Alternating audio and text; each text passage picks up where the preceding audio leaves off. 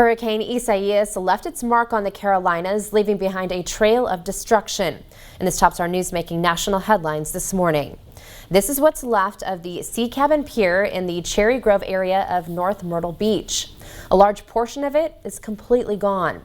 Officials believe the area was under at least 4 feet of water at one point as storm surge heightened in high tide.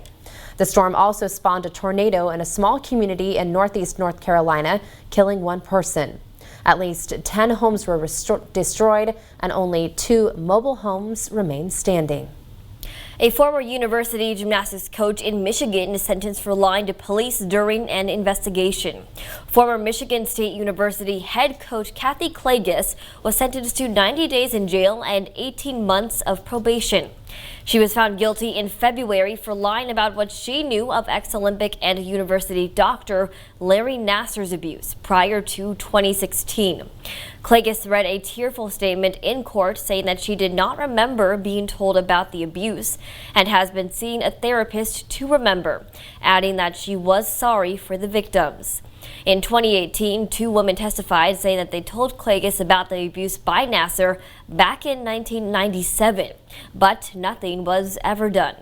Klages is the second person other than Nassar to be convicted of charges related to his sexual abuse of young women and girls under his medical care. President Trump has signed the Great American Outdoors Act, putting billions in funding toward long-deferred maintenance on public lands.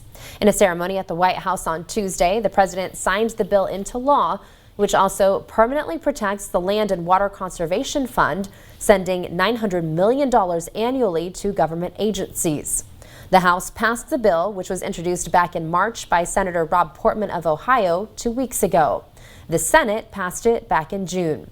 The president touted the legislation as the first of its kind in decades. Dozens are dead and thousands injured after a massive explosion shook Lebanon's capital of Beirut yesterday.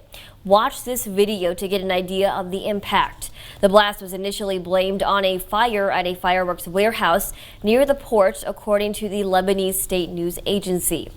National officials later explained it was caused by highly explosive materials confiscated years ago. He did not clarify, though CNN is reporting that officials think it was caused by ammonium nitrate seized from a ship several years ago.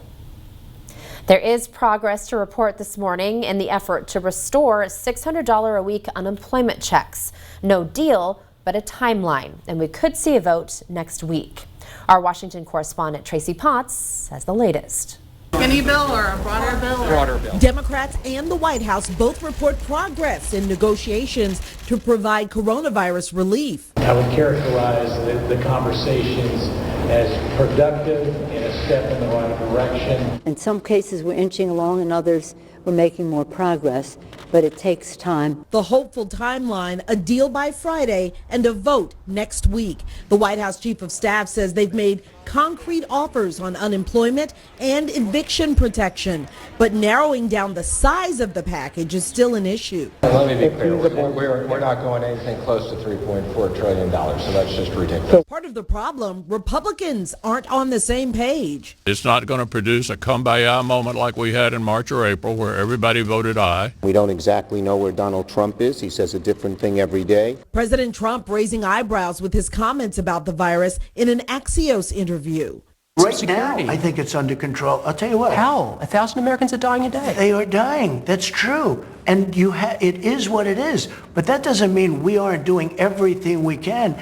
The U.S. on track to log 1,000 deaths a day for 10 days straight. Tracy Potts, NBC News.